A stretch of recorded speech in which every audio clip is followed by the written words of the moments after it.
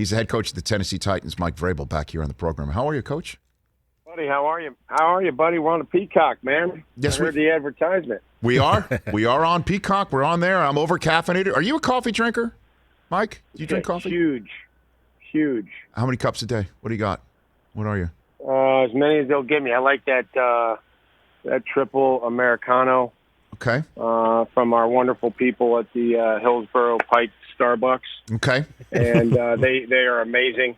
I love seeing them every morning with a smile on their face. I do get pre-order. I figured out that pre-order. You know what I mean? You go to the app, leave the house, you walk in.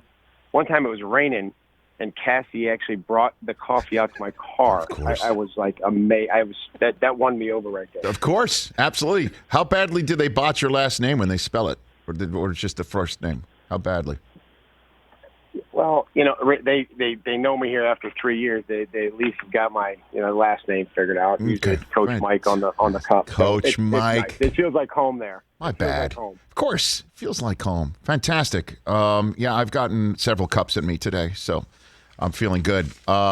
So how are things? Where are you now? Great. Are you're through mini camps and stuff like that? And yeah, we finished up today. Yep, players are working their way out. On that last day of mini camp, you come in and you have a squad meeting at 8:30, and you ask a show of hands of how many of those guys left their cars running in the parking lot, and about 75 hands go up. So I said, I guess we'll make this short and sweet. Right. They kind of know the drill. We said, hey, we're not going bowling. We're not going to go skeet shooting. We're not going to Top Golf. Those are things that you guys have fun. I have fun watching you guys run.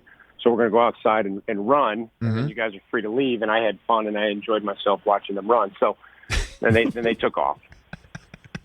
What do you enjoy watching them run? What enjoyment? I like that. I like watching them see what kind of condition we're in. I enjoy that. Okay, I like it. Why wouldn't you? You know what I mean? Like I'm the coach. I like watching them work out. Let's be honest, though. Belichick did it to you, so you're passing it on. Essentially, is what you're saying, right? Did Bill do that to you guys? Did he do that to you guys? There's a lot of things. There's a lot of things that I do that I learned from my time in New England, and certainly that was a great resource for me as a coach now. But I don't remember us running on the last day of minicamp. Maybe we did. I don't even remember. That's so long ago. You blocked it out. Maybe that's what you did. So what have you picked up from Bill? Did you ever catch yourself saying something? You're like, oh God, I swore myself I'd never say anything like that to a player, and now you're doing that. Yeah, has that ever happened to you at all? Yeah, you get into this mode where you're like, it's my fault. Maybe I didn't make it clear enough. I didn't do a good enough job explaining to you that when it says 12 o'clock on the schedule that it's lunch, like that's what time lunch is. Like, that's my fault. Like I screwed that up. You know what I mean? Just the over the top passive aggressiveness that we all just laugh at. You're passive aggressive when it comes to that? Is that what you're saying? No. I try not to be. You know what I mean? I want to be, honest, direct, and be. We don't have a whole lot of time, but then it'll just be like, I screwed that up. I got it. I'll do a better job. Like, I'll do a better job of explaining what the expectation. Wow, I didn't expect to ask you if there's something that Belichick instilled in you that you're now passing along, that you just say passive aggressivity. That was a curveball. I can remember Bill just being the sarcasticness. You know what I mean? Yeah. Just the sarcasticness. There's a lot of great things that I've learned from Bill. He's been a great mentor, along with other coaches. But, we're competitors now. We are going to compete against his team, and he's going to, compete against ours. Now, I guess then let me go this one, and then we'll move on to the current here and now. Then, Mike Vrabel, if I had told you when you were catching touchdown passes from Brady in the end zone in big playoff games in the Super Bowl, that one day you would be the head coach that would end the Brady Belichick era in New England, what would you have said to that, Mike? Yeah, how long is it going to be till I do it, I guess? I don't know. I always figured I wanted to coach for a while. And you did? I think I grew up, and my dad was a coach. I grew up on the bench. I grew up sitting behind the bench, in high school, basketball gyms, and catching my dad's sport coat as he threw it off in the middle of the first quarter, and it wrapped around my head. I was like 7, and it just would always determine what kind of mood my dad was in by how early the sport coat came off.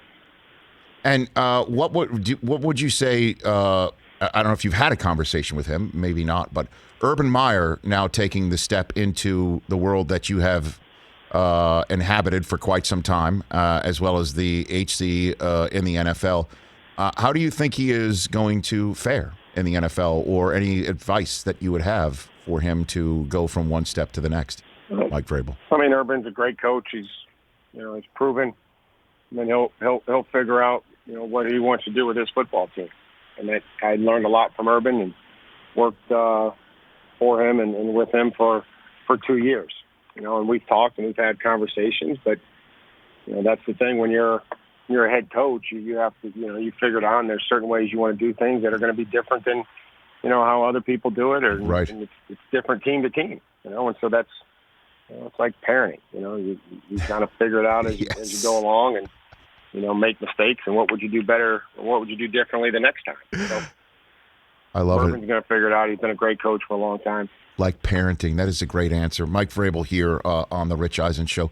Okay, so let's talk about Julio Jones, if you don't mind. What have you seen from him so far, and what boxes did they check that you already knew were already checked? But I'll just walk you through that process, if you don't mind walking us through it. You'll hold my hand as we walk through it. Yes. That'll be nice. Well, I mean, we could interlock in some way. He's been so professional. I mean, I appreciate his professionalism. He's communicated. He traded for him. It came in.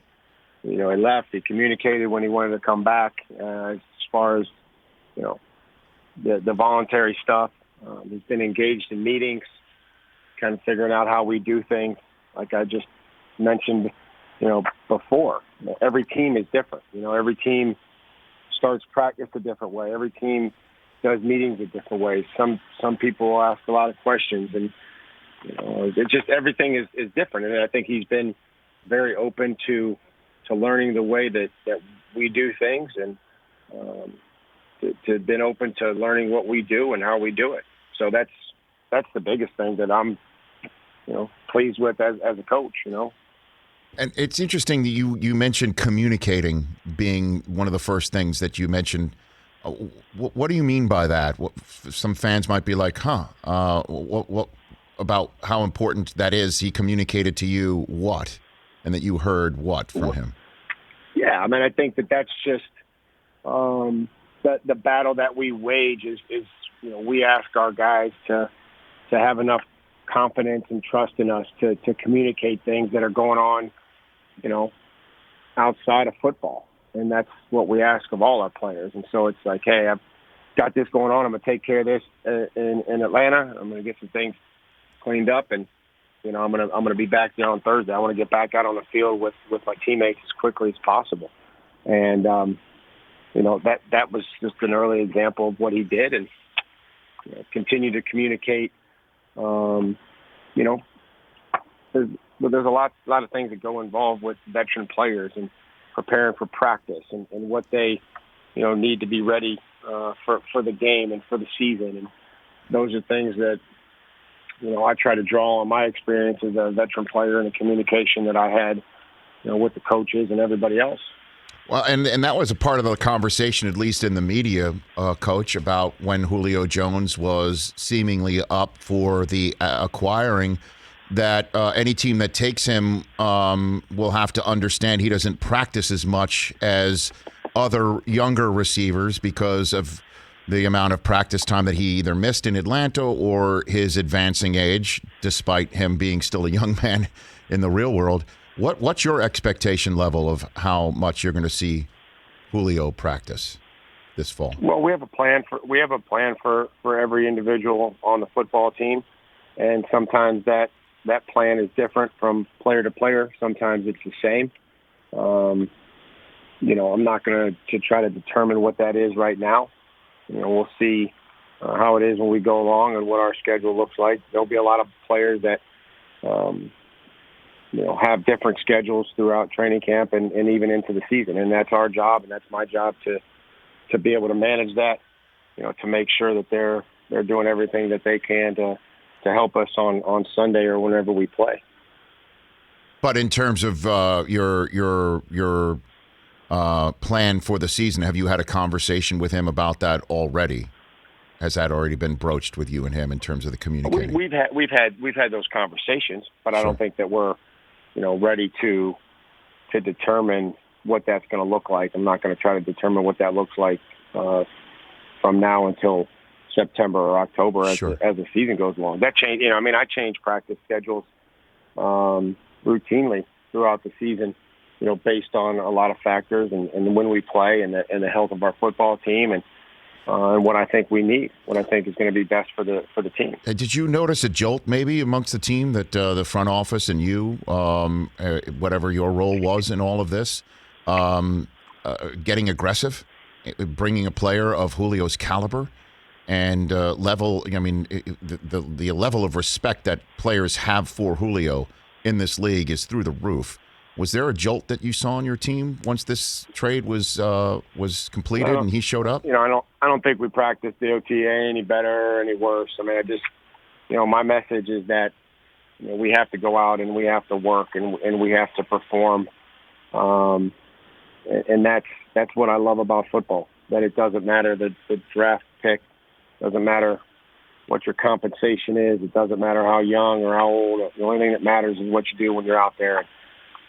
We've acquired players on the post-draft that have helped us win. We've acquired players through trades and free agencies. We don't care how you get here. We just care what you do when you're here. What are you doing now? What's the next few weeks for you? You going to take some time? You going to travel? You going to go somewhere? What do you got? Yeah, just going to try to, unwind a little bit, try to continue to brush up, on our training camp and what I want to try to get done, continue to work through those things. Tyler's bringing some buddies home here on the 4th of July, I guess. So, okay. From college, gonna play golf in Tahoe in the event. That's a wonderful event, and okay, that'll be it. All right, back to work. Did you make sure you don't put one on somebody's deck out there on that par 3? Last year there weren't any spectators, so they don't stop the ball from going out of bounds. Right. This year, I hope they have the fairways lined and so that they'll kick it back in. Understood. Well done. That's why I play golf with the gallery as a human shield. That's what I do. That's it. Just right. Protect the out of bounds. Come on, Thanks, seriously. buddy. What's your game like though? I mean, do you pipe it? What do you got? It's up and down. It is so erratic. It's so up and down. I'm a really good scramble partner. I'm a really good two-man scramble partner. It could be great and it can be god awful. So if I need you in the short stuff, it's better if you're what? Like you're approaching on a par 5? Is that what you're saying? That's where you're best. Get me out there and I'll try to bomb one out there. But if not, like I could hook it pretty good. All right. Roll them hands over a little bit. But I have fun. I enjoy it. All right. So. Well, I'd be remiss if I did before I let you go. Is there any part of you, and I'm seriously in the next few weeks, that you're planning on literally what your place looks like for vaccinated players and unvaccinated or not fully vaccinated, and that there's a certain spot where these guys go and those guys go? Is that literally the way that this is going to go for training camp right now, and how that affects things? John and I will handle that with our ops department and right. we, and our trainers, and kind of like we did a great job last year. We'll have to continue down the same path for some of that, and whatever it is that they say that we have to do and whatever the protocols are, however many weight rooms we need and however many masks that we need to have available for the players and however distant they need to be, that's what we'll do. And that's all I can say. We think about it, and we'll be meeting about it throughout the summer. Okay. And then you keep giving Derrick Henry his workout tips on how to do push-ups with resistance bands and balancing balls, right? That's what you got? Just stay tuned. It'll be back on Instagram. That's what I tell them. I say, just check Instagram and find out if Derrick's lifting any weight. The 21st century head coach, Mike Vrabel. Thanks for the call. Greatly appreciate it. Okay, Rich. Thank you. You be well. You be well. Thank you. That's Mike Vrabel, everybody. Hey, you watched all the way to the end. Thanks for that. Watch more right here.